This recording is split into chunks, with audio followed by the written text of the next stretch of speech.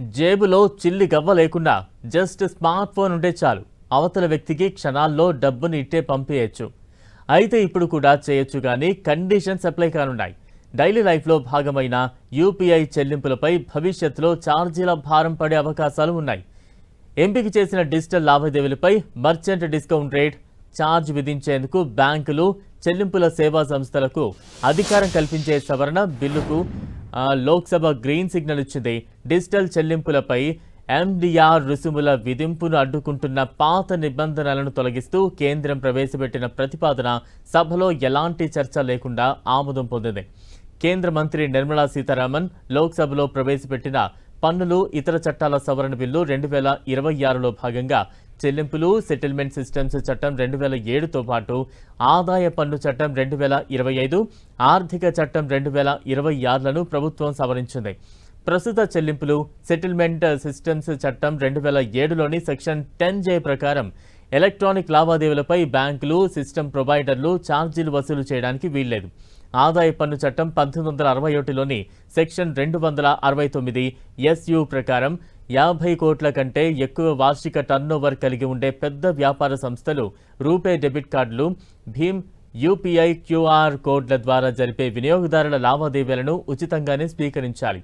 అయితే తాజాగా చేసిన సవరణ బిల్లు ద్వారా సెక్షన్ 10J నిబంధనల్లో కీలక మార్పులు చేశారు.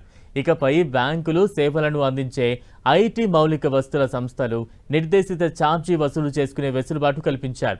డిజిటల్ చెల్లింపుల పరివరణ వ్యవస్థ దీర్ఘకాలం పాటు నడవాలంటే బ్యాంకులు, పేమెంట్ సర్వీస్ ప్రొవైడర్లకు నిలకడైన ఆదాయం అవసరమనే ఉద్దేశంతోనే ప్రభుత్వం ఈ అడుగు వేసింది. కేంద్రం తీసుకొచ్చిన ఈ సవరణల ద్వారా ఎక్కువగా చిన్న ఆన్లైన్ పేమెంట్స్ను చేసే సాధారణ, మధ్య తరగతిపై పెను భారం పడే అవకాశం ఉందని ఆందోళనలు వ్యక్తమవుతున్నాయి. ఈ ఆందోళనల నేపథ్యంలోనే కేంద్ర మంత్రి నిర్మలా సీతారామన్ స్పందించారు. డిజిటల్ లావాదేవీలపై విధించే ఎండిఆర్ వ్యాపారులకే కానీ వినియోగదారులకు కాదని ఆర్థిక మంత్రి Nirmala Sitharaman social media platform Xలో తెలిపారు.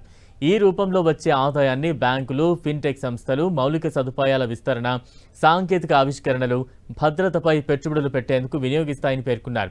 National payments corporation of India ఆధ్వర్యంలోని UPI and services steering committee ఇంకా ఎండిఆర్పై నిర్ణయం తీసుకోలేదని చెప్పారు.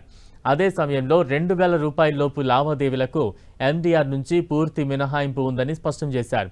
యూపీఐ లావాదేవీల్లో 95% ఇవే ఉంటాయి కాబట్టి ఆందోళన చెందాల్సిన అవసరం లేదని పలువురు నిపుణులు చెబుతున్నారు.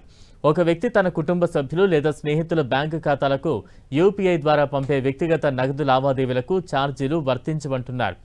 1.5 కోట్లకు పైగా వార్షిక టర్నోవర్ కలిగి ఉండే షాపింగ్ మాల్స్, కార్పొరేట్ సూపర్ మార్కెట్లు, లగ్జరీ హోటళ్ల వంటి వాటిల్లో 2000 రూపాయల కంటే ఎక్కువ విలువైన చెల్లింపులపైనే ఎండిఆర్ విధించే అవకాశం ఉందని తెలుస్తోంది. ప్రస్తుతం చర్చల దశలో ఉన్న ప్రతిపాదనల ప్రకారం పెద్ద వ్యాపార చెల్లింపులపై 0.3 నుంచి 0.5% వరకే, అంటే 10,000 రూపాయలకు 30 నుంచి 50 రూపాయల వరకు ఎండిఆర్ విధించొచ్చని సమాచారం. మరి కేంద్రం ఎలాంటి నిర్ణయం తీసుకుంటుందో చూడాలి.